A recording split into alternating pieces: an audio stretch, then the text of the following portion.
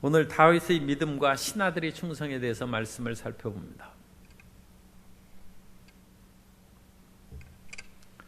사람들이 어려울 때 그 본성이 드러난다고 그럽니다. 그래서 사람은 사람을 사귈 때 좀 어려운 일을 같이 지내보는 것이 좋습니다.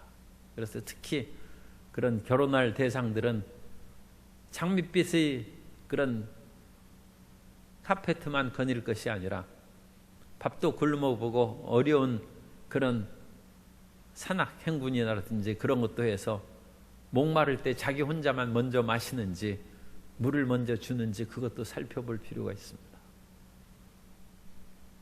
사람이 좋을 때는 누구에게나 좋습니다.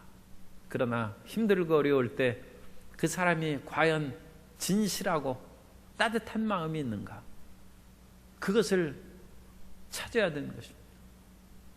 다윗은 그런 점에서는 하나님의 마음에 합한 사람입니다. 다윗은 실수도 많이 했지만 정말 훌륭한 사람입니다. 다윗이 그 아들의 반역에 쫓겨서 지금 도망 나가는데 사람들이 그를 찾아오고 또 그에게 힘과 용기를 주었을 때에도 다윗은 중심을 잃지 않고 어떤 면으로는 냉정하게 올바른 길로 걸어 나갑니다. 먼저 우리는 첫 번째 다윗의 충성된 신하를 살펴볼 수 있습니다. 압살롬은 자기를 지지하는 제사장이 하나도 없다는 것을 우리가 지난번에도 말씀드렸습니다만, 압살롬은 신앙심이 없는 것 같아요. 하나님에 대한 경외의 말이 이런 방구 나타나지 않습니다. 아무리 이 세상에서 외모가 출중하고 지혜롭고 머리끝부터 그야말로 정수리부터 발가락까지 흠이 없는 사람이라 할지라도 하나님이 없으면 헛것입니다. 그런 점에서 압살롬은 불행한 사람입니다. 그런데 다윗은 하나님을 경외한 사람이고, 특별히 다윗이 종교정책으로 말미암아 제사장들과 레위인들의 지지를 받고 있습니다. 그래서 다윗이 도망가는 그런 와중에 소식을 듣자마자 제사장 사독과 아비아달의 레위인들을 이끌고 하나님의 궤를 자기들이 어깨에 메고 시키지도 않았는데 딱 기다리고 있어요. 그래서 24절에 보라, 이건 강조하는 것이죠. 사독과 그와 함께한 모든 레위 사람도 하나님의 언약궤를 메어다가 하나님의 궤를 내려놓고 아비아달도 올라와서 모든 백성이 성에서 나오기를 기다리도다. 지금 도망가는 길에 같이 가자고 해도 같이 안 갈 판이고 먼저 도망갈 판인데, 먼저 나와서 다윗과 백성들이 나오기를 기다리고 있다는 것입니다. 다윗이 오늘 압살롬의 반역과 그 모든 내용은 40년 통치기의 4분의 4분기입니다. 그래서 마지막 40년 통치의 마지막 10년 기간 동안에 일어난 일들입니다. 그런데 이 마지막 10년 기간 동안에 다윗은 특별히 이제 모든 주변 국가를 정복하고 국내의 정치를 웬만큼 다 수행했기 때문에 하나님의 성전을 짓고 하나님에 하여 몰두하는 시기입니다. 그래서 이 다윗의 종교 정책이 효과를 거두었다고 볼 수 있어요. 그래서 제사장들 또 레위인의 모든 사람들이 다윗에게 동조하는 것입니다. 압살롬의 쿠데타가 지금 상당히 성공적으로 진행되고 있고, 모든 사람의 마음이 압살롬에게 쏠렸다고 그와 같이 우리가 말씀합니다. 우리가 15장 13절에서 우리가 본 것처럼 전령이 다윗에게 와서 말하되 이스라엘의 인심이 다 압살롬에게로 돌아갔나이다 하니라. 그러나 하나님을 섬기는 사람들의 마음은 압살롬에게 돌아가지 않았습니다. 세상의 모든 사람들의 마음을 얻는다 할지라도 하나님의 마음을 얻지 못하면 그것은 헛것입니다. 이 세상을 다 차지한다 할지라도 천국에 가지 못하면 그것은 헛된 인생에 불과하고 마는 것과 마찬가지인 것입니다. 그래서 이 사람들이 다윗의 친구가 됐습니다. 뿐만 아니라 다윗이 지금 급박한 가운데 있는데 군사령관인 요압의 얘기는 없어요. 요압은 아마 관망하는 것 같습니다. 어느 편으로 내가 힘을 실어줄 것인가. 그래서 요압이 앞장서서 나서지 아니하고, 이런 지금 어려운 시기에 이름이 나타나지 않는 것은 상당히 상징성이 있습니다. 그런데 후세가 갑자기 나타났어요. 후세는 왕의 친구입니다. 그래서 32절에 보면 다윗이 하나님을 경외하는 마루턱에 이를 때, 하나님을 경배하는 마루턱이라는 것은 이 감람산 언덕을 말합니다. 그래서 감람산에 오늘날에도 우리가 성지순례 하거나 보면 거기에서는 예루살렘 성전이 눈앞에 딱 보여요. 성전. 오늘날도 거기 황금도 사원이 그 빤히 보이는 그 자리를 배경으로 해서 우리가 사진을 찍습니다. 그러면 우리 얼굴을 이제 돌아서서 배경으로 성전의 황금돔 있는 곳을 찍으면 그 옆에 이제 바위돔 사원이 나타납니다. 그것은 지금 그 이슬람교의 사원입니다. 그 자리가 그런데 솔로몬의 성전 자리입니다. 참 그 상당히 상징성이 있죠. 뭐 무엇을 비극으로 얘기한다는 것은 좀 지금 종교적인 그런 문제가 있고, 어쨌든 그렇기 때문에 이 감람산 꼭대기에서 하나님을 내가 그 먼 길을 달려왔더니 갈릴리에서 그 수많은 100몇십 킬로의 길을 사흘 길을 걸어와야죠. 그리고 감람산에 딱 오르면 성전이 딱 보이는 것입니다. 옛날에. 그럼 감격하는 것이죠. 거기에서 하나님을 경배하는 것입니다.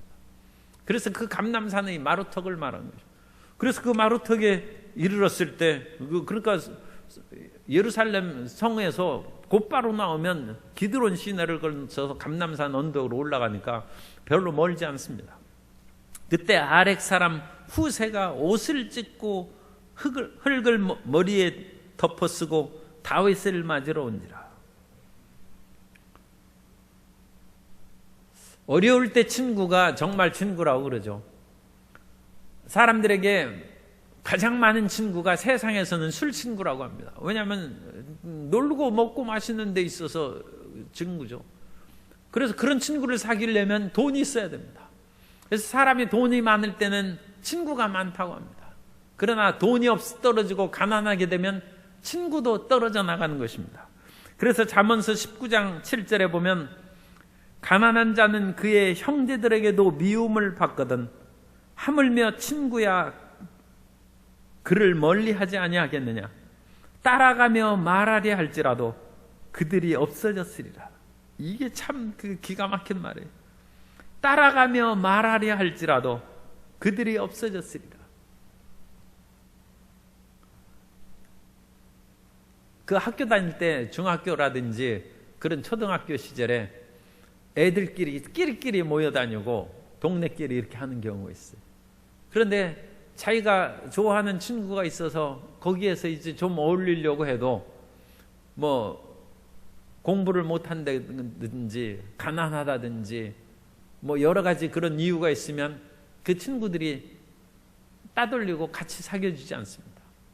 그 사람과 사귀려고 하는 친구가 아무리 따라가려 말할지라도 자기들끼리 싹 없어져 버려요. 이 말씀에 따라가며 말하려 할지라도 그들이 없어졌으리라. 그런데 다윗을 따라가면 이 죽을 수 있죠. 지금 구테타가 일어나서 도망갔는데 거기를 누가 따라갑니까? 그런데 후세가 따라갑니다. 그런데 이 후세는 다른 그 후세에 대한 본문을 보면 왕의 친구라고 했어요. 그래서 왕의 친구는 그 직책 이름입니다. 왕하고 친한 왕은 친구가 없습니다. 어찌 무슨 왕에게 친구가 있겠어요?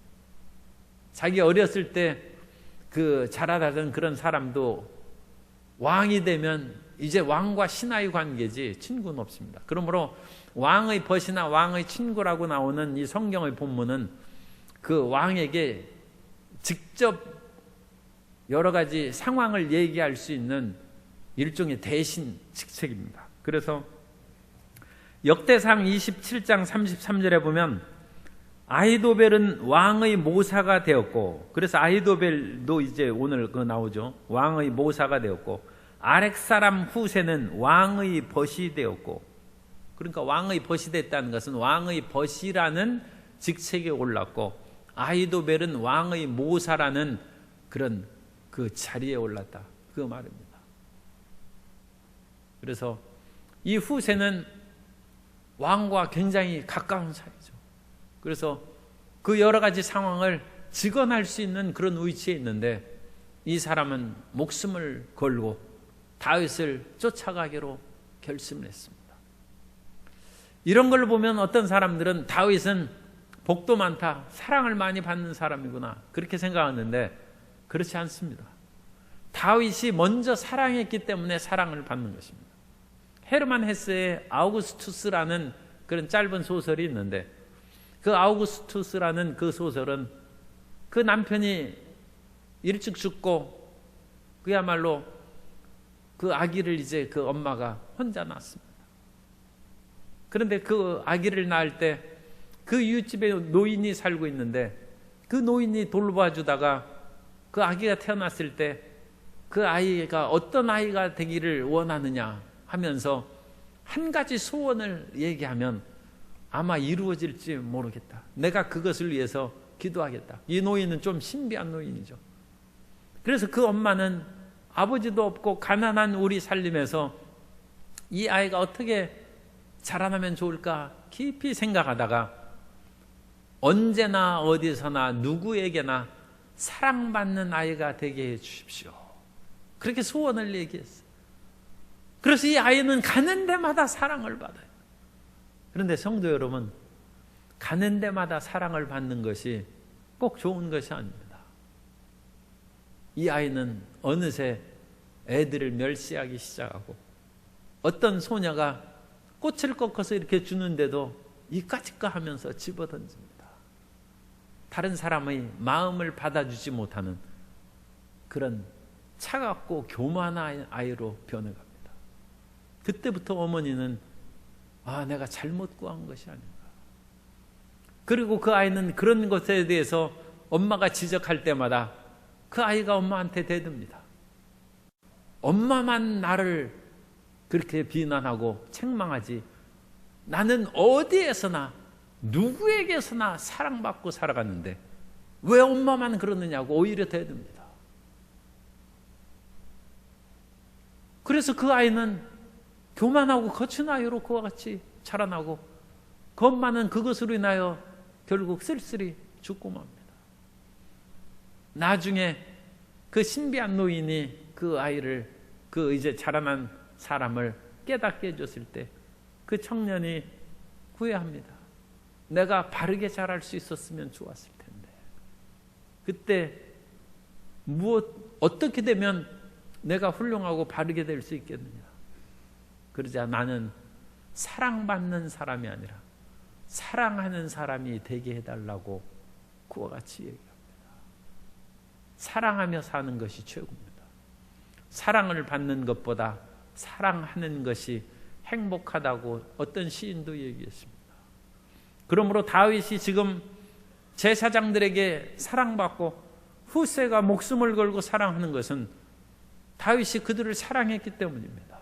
하나님을 사랑했기 때문이요, 진실과 충성을 사랑했기 때문에 그들로부터 지금 사랑의 보답을 받는 것입니다.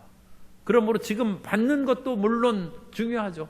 그러나 그것보다 앞서서 우리가 사랑하는 사람이 되면 이 땅에서도 어려울 때 우리는 사랑받는 사람이 될 것이고, 우리가 이 땅에서도 혹시 그것을 충분히 받지 못한다 할지라도 하나님께서 사랑하며 산 사람들에게 쌓아놓은 그 축복과 은혜는 말로 할 수 없을 것입니다. 그 풍성한 하나님의 축복을 우리는 반드시 받아 누리게 될 줄로 믿습니다. 그래서 이 후세는 자기의 어려움을 무릅쓰고 그와 같이 다윗에 나왔을 때 다윗이 후세에게 얘기합니다. 너는 나를 따라서 같이 가면 오히려 나에게 누가 된다. 33절에 다윗이 그에게 이르되 내가 만일 나와 함께 나아가면 내게 누를 끼칠지라. 그러나 내가 만일 성읍으로 돌아가서 압살롬에게 말하기를 왕이여 내가 왕의 종입니다. 내가 이제는 왕에게 충성하겠습니다 하면 일종의 스파이 노릇을 하라는 것입니다. 그런데 이 본문이 어디에 나오느냐 하면 31절 끝에 보면 다윗의 기도가 나옵니다. 다윗이 이르되 야훼여 원하옵건대 아히도벨의 모략을 어리석게 하옵소서 하니라. 그리고 나서 그 기도가 끝난 후에 감람산에 올랐을 때 후세가 그야말로 온 머리에 티끌을 흙을 뒤집어 쓰고 나와서 내가 왕을 따라가겠습니다. 그렇게 얘기할 때 다윗이 딱 깨닫고 이것은 기도의 응답이라는 것입니다. 그러므로 후세 너도 모사고 왕의 그런 고문으로 일을 했으니까 내가 압살롬에게 찾아가서 아히도벨이 어떤 계략을 얘기할 때 그 아히도벨의 계략을 무력화시키는 일을 행하라. 그와 같은 것을 가르쳐 주는 것입니다. 여기에서 우리의 기도는 행함 있는 그런 실제 행동으로 나타나는 기도가 병행되어야 된다는 것을 보여주고 있습니다. 다윗은 위기 상황 속에서도 기도를 멈추지 않았어요. 지금 다윗이 기도할 처지가 아니에요. 다윗이 지금 압살롬의 반역이라든지 이런 어려움을 겪는 것은 다윗이 죄로 말미암아 지금 형벌을 받는 것입니다. 내가 다른 사람의 충성된 그것을 뒤집어 버려서 우리아를 죽음의 길로 내쫓은 것처럼 너도 충성된 신하들이나 내 아들로부터 배반을 당할 것이다. 그것을 자기가 지금 받는 것입니다. 그런데 그런 속에서도 다윗은 기도하는 것을 멈추지 않습니다.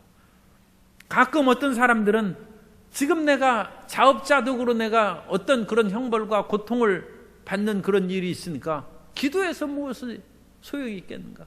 이거 하나님의 책망이요 나의 죄 탓인데. 그러나 그렇지 않습니다. 하나님께서는 우리의 잘못으로 말미암아 우리에게 벌을 내리실지라도 그를 벌을 내리시는 가운데서도 우리를 긍휼히 여기시고 그 형벌을 제하여 버리시는 은혜로우신 하나님이십니다. 그러므로 죽게 되었다 할지라도 그 왜 죽게 됩니까? 자기 죄로 인하여 죽는 것입니다. 그러나 그런 속에서도 그러니까 예수님을 믿고 잘 섬기다가 유혹에 빠져서 죄를 지었어요. 그럼 내가 이 죄가를 내가 받는구나. 그런 생각이 들 때에도 하나님 앞에 겸손하고 기도를 멈추지 않는 하나님의 자녀들이 되시기를 바랍니다. 다윗이 기도하는 거예요. 쫓겨가면서도 하나님, 아히도벨이 나를 반역해가지고 압살롬의 편에 들었다고 하는데 그의 모략을 계략을 어리석게 하여 주옵소서. 그리고 기도하니까 후세가 나타났어요. 그래서 후세에게 아히도벨이 계략을 어리석게 하는 그 말을 내가 가서 하라는 것입니다. 그래서 기도는 행동이 뒤따르는 그런 방책과 병행되는 것입니다. 그래서 우리가 어떤 일을 말로 기도할 뿐만 아니라 행동으로 그 길을 같이 병행해 나아가면 우리의 기도가 훨씬 쉽게 응답되고 아주 효과적인 것을 우리가 체험할 수 있습니다. 그래서 기도는 기도다. 그러니까 기도는 to pray, 기도하는 것은 to try, to pray is to try. 우리가 기도하는 것은 실행하는 거예요. 실행하는 거예요. 기도하면서 자기 몸의 행동은 반대로 행하는 사람은 기도 안 하는 것입니다. 그리고 그 사람의 기도는 지금 마음속에만 있을 뿐이지 진정성이 결여되어 있어요. 우리는 기도의 그런 방향으로 나아가야 됩니다. 그래서 우리는 입술로 마음으로 기도할 뿐만 아니라 우리의 손과 발의 삶으로 기도의 방향으로 나아가는 사람이 되어야 될 줄로 믿습니다. 그것이 응답받는 기도의 비결입니다. 온전한 기도는 나의 마음의 생각과 묵상뿐만 아니라 내 발걸음이 그 길로 나아가는 것입니다. 하나님 죄 짓지 않게 해 주옵소서 하면서 죄악의 길로 발걸음을 옮기는 것은 기도가 아닙니다. 물론 그것도 하나님이 긍휼히 여기셔서 좀 돌보아 주실지 모릅니다만 우리는 죄를 짓지 않게 해 주옵소서 하면서 죄악에서 돌이키는 행동이 뒤따라야 될 줄로 믿습니다. 그런데 이것이 지금 금방 응답된 것을 여기에서 보여주고 있어요. 다윗이 아히도벨이 계략을 어리석게 해 주옵소서 하고 그냥 잊어버리고 갔으면 하나님이 어떻게 하실지 참 도와주실지는 모르죠. 그죠? 그런데 후세를 딱 보는 순간 다윗은 이게 기도 응답이구나. 그러면서 후세야, 내가 나와 함께 올 필요가 없다. 너는 왕궁으로 돌아가서 아히도벨이 이러이러한 계략을 얘기하면 네가 그것을 맞서서 반대 계략을 얘기함으로써 아히도벨을 어리석게 만들라는 것입니다. 그리고 그 어리석게 만든 그 사실을 지금 두 제사장을 보냈죠. 그리고 그 두 제사장의 젊은 아들들이 있으니까 그 아들들에게 금방 그것을 알리면 나에게 곧바로 그 소식이 전해올 것이다. 다윗은 영웅입니다.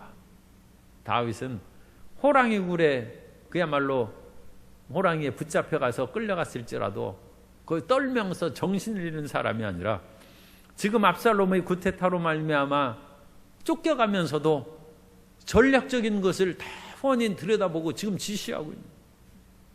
그래서 어떤 일이 왕궁에서 있을 것이고 이제 다윗과 그 따라간 사람들을 어떻게 죽일 것을 저들이 분명히 모의할 텐데 그때 내가 이러이러한 식으로 얘기하고 또 그 사실이 어떻게 결정되면 빨리 제사장들에게 얘기해서 그 소식이 나한테 전해올 수 있어서 내가 대비할 수 있도록 하라는 그 만반의 행동의 준비가 완벽한 거죠. 언제 어느 때에도 냉정함을 잃지 않고 자기 갈 길을 바르게 판단하는 지혜로운 성도 여러분 되시기를 예수님 이름으로 축원합니다. 두 번째, 우리는 모사 아히도벨의 그런 모반에 대해서 우리가 살펴볼 수 있습니다. 그래서 충성스러운 이와 같은 제사장이라든지 후세가 있는 반면에 모반한 사람이 있어요. 모든 사람이 우리의 친구가 될 수 없습니다. 그러므로 우리는 빛발근 데를 바라보고 살아가야지 어두운 데를 바라보고 살아가면 안 돼요. 나를 대적하고 치는 사람이 90%고 10%가 나를 지지한다 할지라도 10%를 바라보고 나아간 사람은 살고 자기를 지지한 사람이 70%, 그런데 30%가 반대. 그런데 70%의 지지한 사람을 바라보지 아니하고 30%의 반대한 사람을 바라보면 못 삽니다. 우리는 빛발근 데를 바라보고 살아야 됩니다. 90%가 나를 반대할지라도 10%를 바라보면 우리는 삶의 용기가 생깁니다. 사실은 사람에게 10%도 필요 없어요. 사람은 단 한 사람이라도 자기를 끝까지 지지해 주는 사람이 있으면 사람은 삽니다. 그 한 사람이 있게 되시기를 바랍니다. 그 한 사람이 있으면 사람은 용기를 잃지 않습니다. 이 세상에 어떤 일이 있어도 자기에게도 용기와 힘을 주는 그 한 사람으로 말미암아 우리는 살아갈 수 있습니다.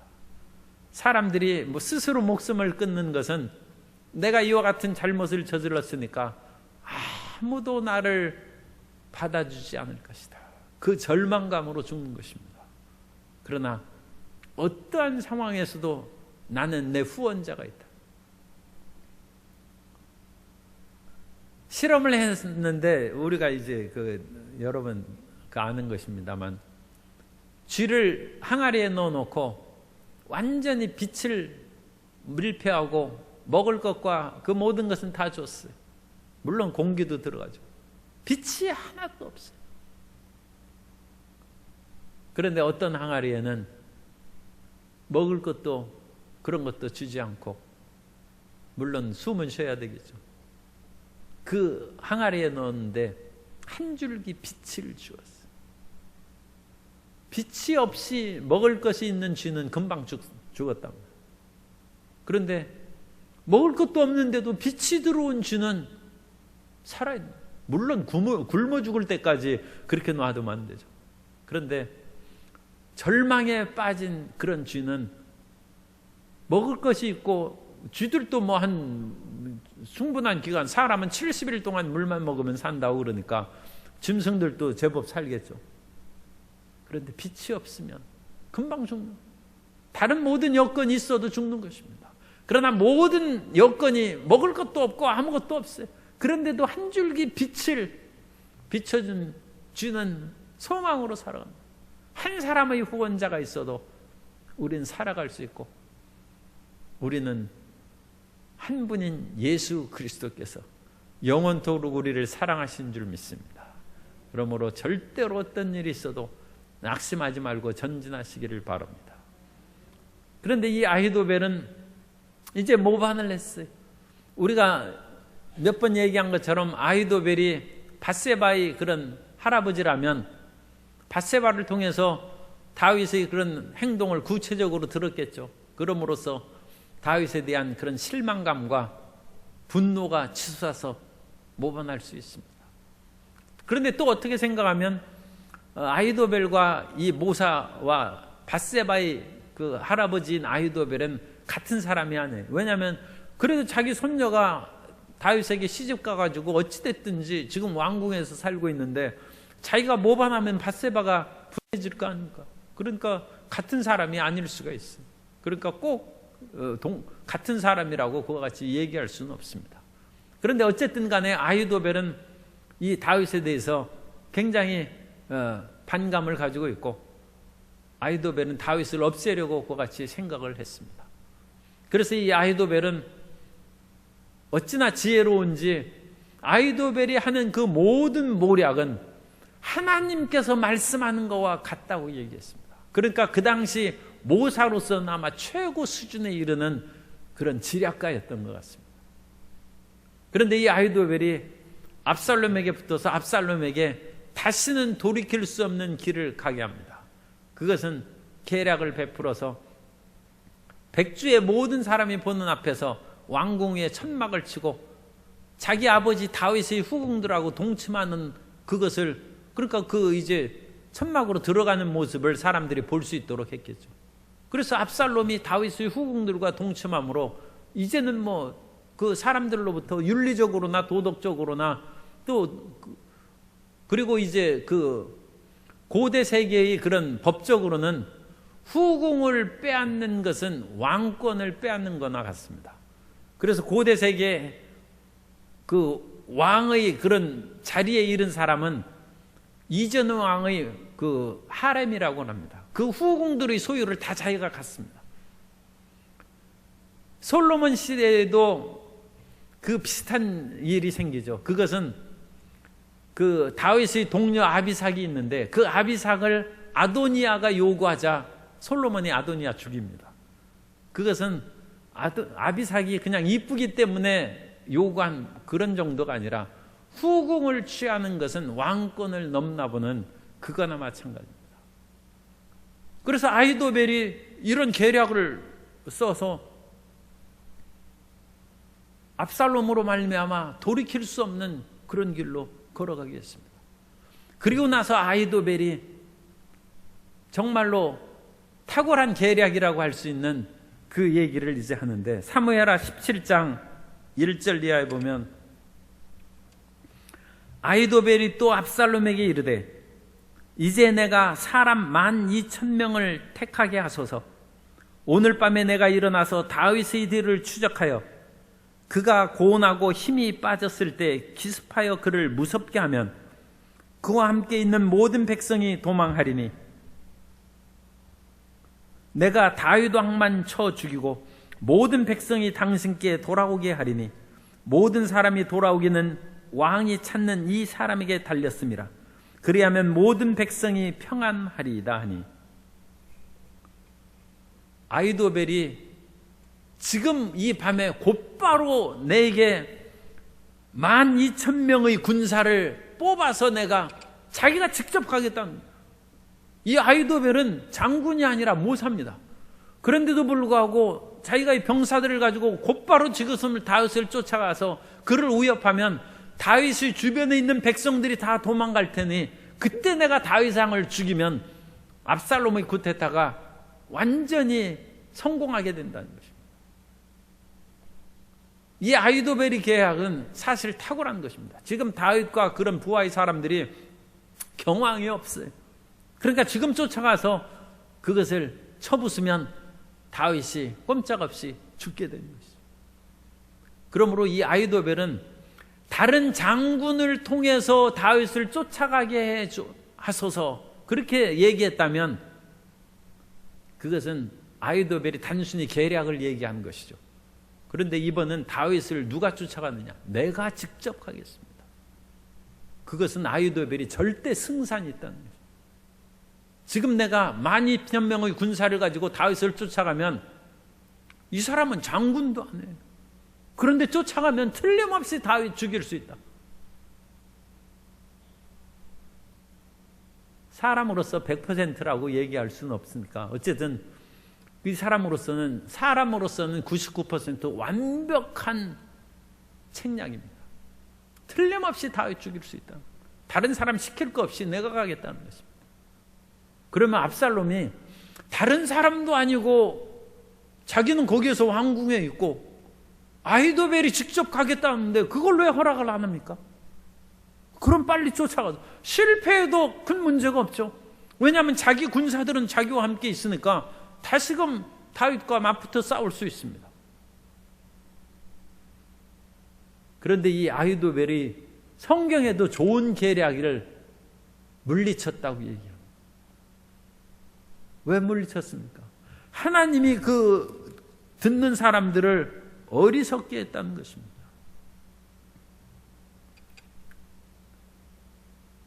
사절에 보면 17장 4절입니다. 압살롬과 이스라엘 장로들이 다 그 말을 옳게 여기니라.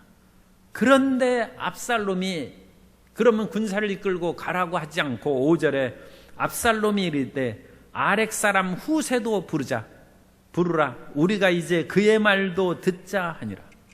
그래서 후세의 말을 들어요. 그 후세는 큰일 날 소리 하지도 마십시오. 다윗과 그 부하들은 그야말로 산전수전 다 겪은 용장들인데 그런 용맹한 장군들이 지금 어느 면으로는 상처를 받은 그런 장군들입니다. 상처를 받은 맹수가 화나면 이제 죽기 살기로 달려들 텐데 큰일 납니다. 우리가 쫓아갔다가는 아마 우리 군다 몰살당하고 말 거려. 후세가 그런 식으로 얘기합니다. 그런데 압살롬과 그와 함께한 이스라엘 장로들이 후세의 말이 더 옳다고 했는데 그 옳다고 한 것은 하나님이 그렇게 하셨다는 것입니다.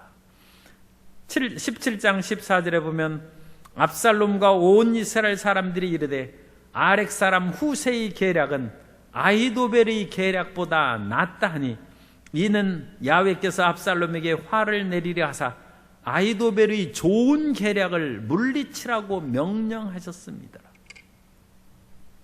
하나님이 다윗 편을 들어주셨어요. 하나님이 왜 다윗 편을 들어주셨습니까? 다윗은 기도하고 압살롬은 기도를 안 했기 때문입니다. 다윗은 하나님 앞에 진실했고 압살롬은 하나님이 없어요. 가인과 하벨이 똑같이 하나님 앞에 제물을 드렸을 때도 하나님께서는 가인과 그 제물은 받지 않으셨다고 했어요. 곡물 제물이 문제가 아니에요. 가인이 문제예요. 가인과 그 제물은 하나님이 안 받으셨어요. 그런데 하나님께서 아벨이 양새끼를 드렸어요. 피제사가 중요한 것도 의미가 있어요. 그러나 그게 문제가 아니에요. 하나님은 아벨과 그의 제물은 받으셨다고 했어요. 사람이 중요한 것입니다. 어떤 제물을 드리더라도 곡식 한 줌을 드리더라도 드리는 사람이 바르면 하나님이 기뻐하시고 황소를 드린다 할지라도 그 드리는 사람의 마음이 올바르지 않으면 하나님이 안 받으시는 것입니다. 하나님이 황소를 탐내시겠습니까? 천천의 순양 만만의 기름을 주님께서 기뻐하시겠습니까? 하나님이 가장 관심을 가지시는 것은 사람입니다. 그러므로 하나님께서 우리 사람을 이처럼 사랑하사 독생자 예수님을 보내주신 것입니다. 그러므로 우리는 다른 것으로 하나님 마음을 사로잡을 생각하지 말고 우리 자신을 하나님이 기뻐하시는 산 제물로 드리면 하나님이 우리를 받으십니다. 하나님이 원하시는 것은 우리 자신입니다. 우리 자신의 마음을 돌이켜 하나님을 향하면 세상의 그 어떤 그런 것들로도 하나님을 만나고 충족시킬 수 없어도 우리 작은 우리 자신의 마음을 부끄러운 깨끗지도 못하고 흠도 많고 점도 많은 그런 우리 자신일지라도 이제부터는 주님만을 위해서 살겠습니다 결단하고 나아가면 주님께서 그것을 기쁘게 받으시는 것입니다. 그런데 이 아히도벨의 계략이 어리석게 된 것이죠. 그런데 어리석게 된다는 그것을 지금 다윗의 기도에 대해서 보는 것입니다. 그래서 우리가 다시 15장 31절 오늘 읽은 본문에서 31절 끝에 보면 야훼여 원하옵건대 아히도벨의 모략을 어리석게 하옵소서. 어리석게 하옵소서.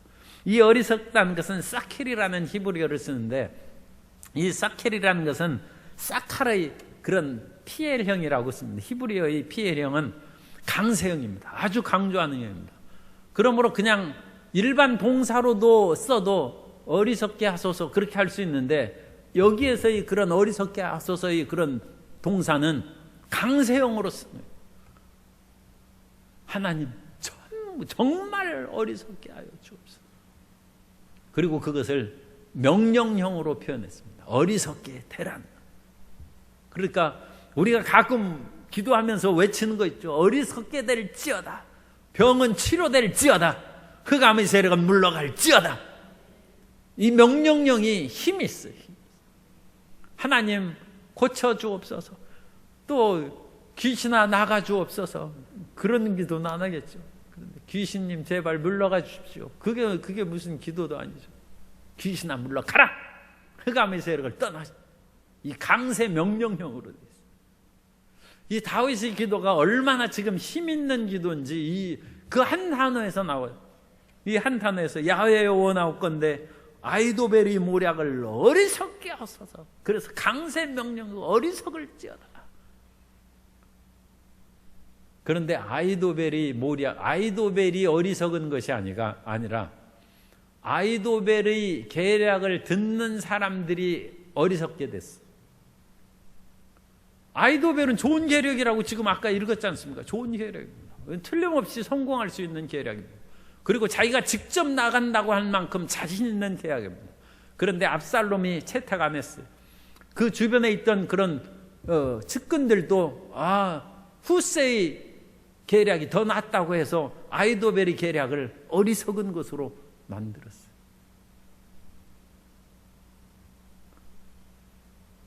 세상에서 좋은 그런 아이디어가 있어도 지도자들이 받아들이지 않으면 허사합니다. 우리가 지도자들을 위해서 기도해야 되는 것은 하나님 그 지도자들에게 지혜를 주셔서 어리석은 계략이나 정책으로 시행하지 않도록 주님 지켜주옵소서. 이제 정책을 얘기하는 그 사람들이 있겠죠. 그 정책을 또는 어떤 계획을 얘기하는 집값 정책에 대해서도 지혜로운 그 정책이 있고 지혜롭지 못한 그런 것이 있겠죠. 그런데 그 받아들이는 지도자들이 모든 사람이 올라오는 그 정책이 다 어리석은 정책이었으면 그건 큰 문제죠. 나라에 그렇게 지혜 없는 사람들이 포진하고 있으면 그 나라가 어떻게 되겠습니까? 그렇게 되면 정말 그것도 큰 문제지만 지도자들이 선택할 때 지혜로운 정책을 폐기해버리고 어리석은 것을 받아들이면 지도자 희생임이죠. 그리고 그 지도자는 왜 어리석은 것을 받아들였느냐? 하나님이 도와주지 않아서. 그럼 하나님이 왜 안 도와주십니까? 백성들이 기도를 안 해서 그렇죠. 크리스찬들이 기도를 안 해서 그렇죠.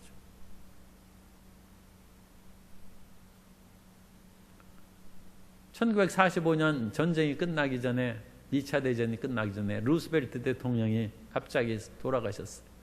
그것을 이어서 트루만 대통령이 되는데, 부통령으로 있다가, 그때 트루만 대통령이, 루스벨트는 참 탁월한 대통령으로 3번을 당선됐어요.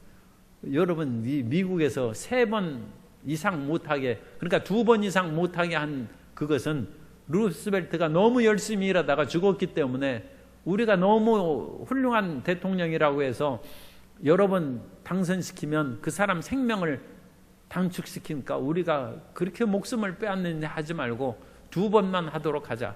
그래가지고 재선까지만 하게 했다는 그 얘기가 있어요. 어쨌든 트루만 대통령이 됐어요. 그때 국민들에게 부탁한 것이 바로 기도입니다. 그래서 국민 여러분, 일생 동안 한 번이라도 기도해 본 경험이 있는 분은 나를 위해 기도해 주십시오. 그것이 트루만 대통령의 부탁입니다. 한 번이라도 하나님께 기도해 본 경험이 있는 사람이라면, 기도 잘하는 사람은 말할 것도 없고, 한 번이라도 기도한 적이 있는 사람은 이제 나를 위하여 기도해 달라. 그래서 2차 대전을 마치고 나라를 이끌어갈 수 있는 그 사명을 수행했습니다. 오늘날 우리가 훌륭한 지도자를 뽑는 것도 중요하지만, 그 지도자가 올바르게 훌륭한 선택을 하고 훌륭한 정책을 이끌고 나아갈 수 있도록 우리가 깨어서 기도해야 될 줄로 믿습니다. 압살롬이 어리석은 거죠. 아히도벨이 어리석은 것이 아니라 아히도벨의 계략을 듣는 지도자들이 어리석게 되므로 다윗의 기도가 그렇게 응답된 것이죠. 그러므로 다윗을 죽이려는 계획은 실패했고, 아히도벨은 그것을 딱 보면서 이 지혜로운 사람은 나의 인생이 끝났구나, 그걸 아는 것이죠. 자기의 계략이 압살롬으로 하여금 백주에 동침하게 하는 그런 계략은 그대로 이루어졌지 않습니까? 그러니까 이제 돌아올 수 없는 강을 건넌 것이죠. 그것까지는 됐는데, 틀림없이 다윗을 죽일 수 있는 그것은 채택이 안 됐어요. 아히도벨이 생각하니까 이건 하나님의 뜻이겠고, 자기는 하나님의 뜻을 거스려서 다윗을 죽이려 한 것이고, 그럼으로써 이 아히도벨은 정말로 어리석은 사람이 되어서 고향에 돌아가 스스로 목숨을 끊습니다. 아히도벨이 그 빛나는 지혜가 죽음으로 끝났어요. 차라리 좀 덜 지혜로워서 하나님 앞에 무릎을 꿇고 용서를 구했더라면 다윗이 아마 용서했을지 모릅니다. 하나님께서도 용서했을 것입니다. 그러나 스스로 지혜롭게 생각하고 내가 한 모든 것들로 최선을 다했는데 문이 닫혔으니 이제 내가 살 필요가 없다, 그렇게 생각함으로 자기 생각을 맞춰버렸습니다. 가장 어리석은 행동을 취한 것입니다. 우리는 하나님 앞에 우리의 모든 꿈과 희망이 하나님 앞에 연락되지 않고 좌절됐을지라도 하나님은 선하신 분입니다. 하나님 앞에 스스로 생각을 돌이키고 회개함으로써 하나님께 나아가는 자녀가 되어야 될 줄로 믿습니다. 그래서 세 번째로 다윗의 절대적인 신앙에 대해서 우리가 살펴볼 수 있어요. 다윗은 이런 어려운 상황 가운데서도 흔들림이 없어요. 오히려 하나님 지금 더 잘 믿고 있어요. 총탄이 빗발치듯 내려오는 그 가운데서 오히려 하나님의 돌보심과 지키심을 더 깊이 깨달을 수가 있는 것이죠. 그래서 다윗은 냉정하게 그 모든 일을 다 점검하고 하나하나씩 문제를 해결해 나갑니다. 다윗의 위대한 신앙은 내가 죽어도 하나님은 선하시다는 것입니다. 우리 26절, 15장 26절, 그거 한번 우리 다 같이 읽도록, 15장 26절을 다 같이 읽습니다. 그러나 그가 이와 같이 말씀하시기를 내가 너를 기뻐하지 아니한다 하시면 종이 여기 있사오니 선히 여기시는 대로 내게 행하시옵소서 하니라. 이 말은 굉장히 부드러운데, 하나님 나로 이 압살롬의 구테타에서 벗어나서 다시금 하나님 전에 나가 하나님을 예배하게 하소서. 그것을 지금 25절에서 기도했습니다. 그러나 만일 하나님께서 나를 기뻐하지 아니하시면 하나님이 원하시는 대로, 그런데 하나님이 원하시는 대로라는 말 대신에 하나님의 선이 여기시는 대로, 그러니까 하나님은 절대 선이라는 것입니다. 그런데 하나님이 원하시는 대로 내게 행하시옵소서. 나를 죽여달라는 것입니다. 다윗은 지금 내가 죽어도 하나님은 선하시다는 그 고백을 하고 있는 거예요. 사람들은 선과 악의 기준이 뭡니까? 아니, 우리가 무엇이 선하고 무엇을 악하다고 생각합니까? 내가 살면 선이고 내가 죽으면 악한 거예요. 그게 인생이 하는 얘기입니다. 인생의 선악 기준은 내게 좋은 것이 선하고 내게 나쁜 것은 악입니다. 그런데 다윗은 자기 스스로 선악을 결정하지 아니하고 하나님이 선하시는 대로 내게 행하시옵소서. 내가 죽고 버림을 받을지라도 그것이 하나님의 뜻이면 선한 것입니다. 다윗은 위대한 신앙을 고백을, 이런 사람을 찾기 어렵습니다. 자기가 지금 죽는데도 그것을 두려워하잖아요. 하나님은 절대 손. 여기서 하나님은 하나님이 에게 좋은 그대로. 그러므로 하나님께서 마치 악인을 제거하심으로 하나님의 뜻을 이루는 것처럼, 주님, 제가 그런 대상이 된다면 저를 제거하시고 하나님의 선을 드러내시고 하나님께서 이 나라를 경영하시고 운영하시는 하나님의 뜻을 이루어 주옵소서. 여기에서 사울하고 극명한 대조가 돼요. 사울은 하나님의 뜻을 어기고 아말렉 아가왕을 살려주고 양과 소의 좋은 것을 살려왔어요. 사무엘이 엄청나게 화가 났습니다. 아니, 하나님께서 겨우 암낙이 찾으러 온 당신을 왕으로 세웠는데 하나님의 명령을 무시하고 어찌 왕 뜻대로 행합니까? 사무엘이 사울을 책망했을 때, 사울이 그때에도 사울을 그야말로 죽을 때까지 회개를 안 했어요. 우리가 아는 사무엘상 15장 30절을 현대인의 성경으로 읽어드립니다. 사무엘상 15장 30절에 보면, 내가 범죄하였소. 하지만 나와 함께 돌아가서 내가 당신의 하나님 야훼께 경배할 수 있게 하여 적어도 내 백성의 지도자들과 모든 이스라엘 군중 앞에서만이라도 나를 높여 주시오. 이 지금 사울이 제정신이 아니 지금 하나님을 버리고 왕이 하나님의 말씀을 버렸으므로 하나님께서도 왕을 버리셨습니까? 그 말을 듣는 그런 판에도 내가 범죄했지만 지금 이스라엘의 지도자들과 백성 군중 앞에서 나를 높여주시오. 이 사울의 생각은 왕의 생각밖에 없어요. 사울의 생각은 사람들 앞에서 높임받는 그 생각밖에 없어요. 하나님이 없어요. 사울은 교만한 것이에요. 하나님을 경외함이 없어요. 하나님은 자기 이용 수단입니다. 어찌 회개를 안 합니까? 하나님은 나를 높여주고 내 왕位보존해 주는 데만 필요하지. 내가 하나님 앞에 꿇어 엎드리고 내가 죽어도 하나님은 영광 받으소서 없다는 것입니다. 다윗과 사울은 완전히 다른 사람. 하나님은 하나님 앞에 겸손한 사람을 귀히 여기십니다. 그러므로 하나님께서는 다윗을 다시 세우시는 것입니다.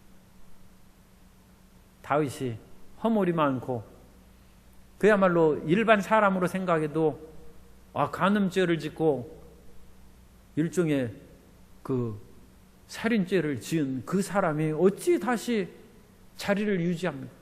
오늘날 세계에서도 그런 사람이 다시 자리에 오를 수 있겠어요? 그런데 하나님이 세우셨어요. 하나님은 다윗이 진심으로 하나님을 신뢰하고 헛된 교만으로 자기를 높이는 삶을 살지 않았기 때문입니다. 오늘 하나님께서 우리에게 원하시는 것은 바로 그와 같은 신앙 자세입니다. 그 신앙 자세로 돌아서기만 하면 구테타로 쫓겨났어도 살아납니다. 절대로 좌절하고 버림당하지 않습니다. 다른 어떤 것으로 그것을 메꿀 생각하지 말고 하나님, 만일 하나님이 나를 기뻐하시지 않으면 나를 버리시옵소서, 나를 죽이시옵소서. 그래도 하나님은 선하십니다. 이 26절이 핵심이에요. 그 믿음으로 전진함으로 하나님의 사랑과 긍휼을 받고 일어서는 모든 성도님 되시기를 예수님 이름으로 축원합니다.